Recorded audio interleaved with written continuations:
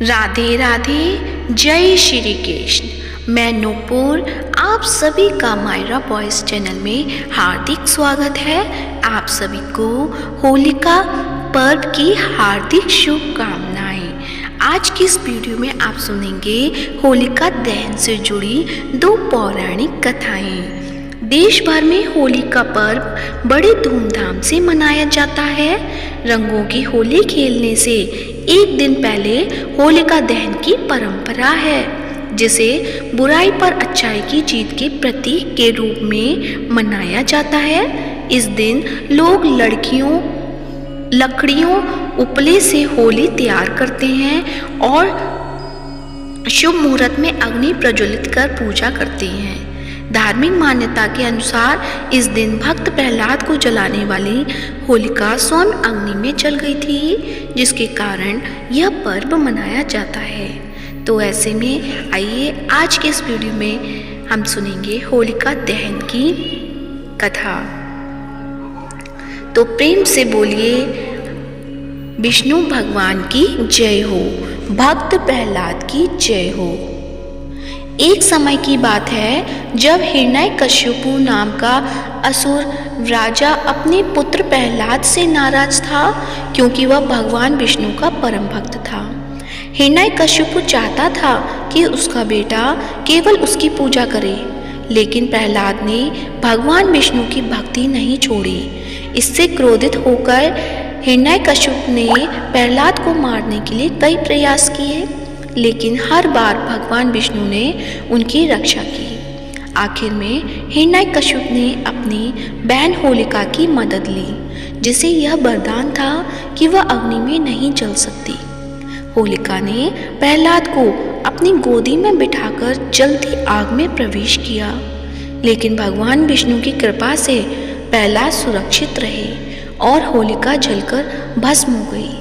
यही कारण है कि हर साल बुराई पर अच्छाई की जीत के रूप में होलिका दहन किया जाता है।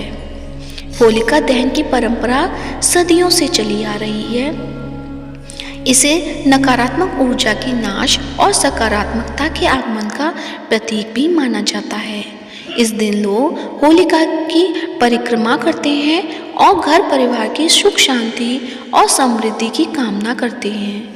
होली की रात को शुद्ध और पवित्र माना जाता है, जिसे लोग अपने घर लाकर तिलक करते हैं ताकि बुरी शक्तियों से बचाव हो सके। तो ये थी प्रहलाद से जुड़ी पौराणिक कथा। तो आइए सुनते हैं दूसरी पौराणिक कथा। कामदेव और शिव की होली से जुड़ी पौराणिक कथा। इस कथा के अनुसार जब माता सती अपने पिता दक्ष के यज्ञ में कूदकर भस्म हो जाती हैं, तो उसके बाद शिवजी गंगा और तमसा नदी के संगम किनारे गहन तपस्या करने में लीन हो जाते हैं। इस दौरान दो घटनाएं घटती हैं। पहली तो यह कि तारकासुर नामक असुर तपस्या करके ब्रह्मा से अमरता का वरदान मांगता है, तो ब्रह्मा जी कहते हैं कि ये संभव नहीं, कुछ और मांगो। तो वह यह वरदान मांग लेता है कि मुझे सिर्फ शिव पुत्र ही मार सके, क्योंकि तारकासुर जानता था कि सती तो भस्म हो गई है और शिव जी की तपस्या में लीन है, जो हजारों वर्षों तक लीन ही रहेंगे। ऐसे में शिव का कोई पुत्र ही नहीं होगा, तो मेरा वध कौन करेगा। यह वरदान प्राप्त करके वह तीनों लोक पर अपना आतंक कायम कर देता है और स्वर्ग अधिपति बन जाता है।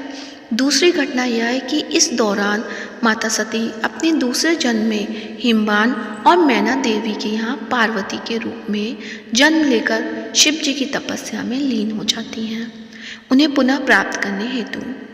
जब यह बात देवताओं को पता चलती है, तो सभी मिलकर विचार करते हैं कि कौन शिव जी की तपस्या भंग करे। सभी माता पार्वती के पास जाकर निवेदन करते हैं।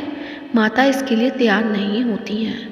ऐसे में सभी देवताओं की अनुशंसा पर कामदेव और देवी रति शिव जी की तपस्या भंग करने का जोखिम उठाते हैं। शिव जी के सामने फागुन मास में कामदेव और रति नृत्य और गान करते हैं और फिर कामदेव आम के पेड़ के पीछे छिपकर एक करके अपने पुष्प बाण को शिव जी पर छोड़ते हैं। अंत में एक बाण उनके हृदय पर लगता है। जिसके चलते शिव जी की तपस्या भंग हो जाती है। तपस्या भंग होते ही उन्हें आम के पेड़ के पीछे छुपे कामदेव नजर आते हैं, तो वे क्रोध में अपने तीसरे नेत्र से कामदेव को भस्म कर देते हैं। यह देखकर देवी रति के साथ ही सभी देवी और देवता दुखी हो जाते हैं। अपने पति की राख को देखकर देवी रति विलाप करने लगती है और कहती है कि इसमें मेरे पति की कोई गलती नहीं है। मेरे साथ क्या करो भोलेनाथ, मेरे पति को पुनः जीवित करो। जब भगवान शिव को यह ज्ञात होता है कि संसार के कल्याण के लिए देवताओं की बनाई योजना के तहत ही कामदेव कार्य कर रहे थे, तो उनका क्रोध शांत हो जाता है। तब वे राख में से देवी रति के पति कामदेव की आत्मा को प्रकट कर देते हैं और फिर शिव देवी रति को वचन देते हैं कि द्वापर युग में यदुकुल में जब श्री विष्णु कृष्ण जन्म लेंगे तो उनके पुत्र के रूप में तुम्हारे पति का जन्म होगा, जिसका नाम प्रद्युम्न रहेगा। उस काल में समरासुर का वध करने के बाद तुम्हारे पति से पुनः तुम्हारा मिलन होगा। इस वरदान से सभी देवता खुश हो जाते हैं। शिव जी पार्वती से विवाह करने की सहमति भी देते हैं। यह सुनकर प्रसन्न होकर सभी देवता फूल और रंगों की वर्षा करके खुशियां मनाते हैं और दूसरे दिन उत्सव मनाते हैं। धार्मिक मान्यता के अनुसार होलिका का दहन होली के दिन किया जाता है और दूसरे दिन दुलैंडी यानी होली खेलने का दिन माना जाता है।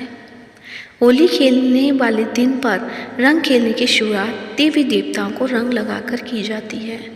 इसके लिए सभी देवी देवताओं का एक प्रिय रंग होता है और उस रंग की वस्तुएं उनको समर्पित करने से शुभता मिलती है, उनकी कृपा प्राप्त होती है, जीवन में समृद्धि मिलती है, खुशहाली आती है और धन धान्य से घर भरे हुए होते हैं। इस तरह होली के पर्व से जुड़ी यह कथा होली के त्यौहार पर अवश्य पढ़नी या सुननी चाहिए। तो प्रेम से बोलिए विष्णु भगवान की जय हो, भक्त प्रहलाद की जय हो। आज की वीडियो कैसी लगी कमेंट बॉक्स में अवश्य बताएं और साथ ही इस वीडियो को ज़्यादा से ज़्यादा लाइक करें, शेयर करें और चैनल को सब्सक्राइब करें। धन्यवाद। राधे राधे।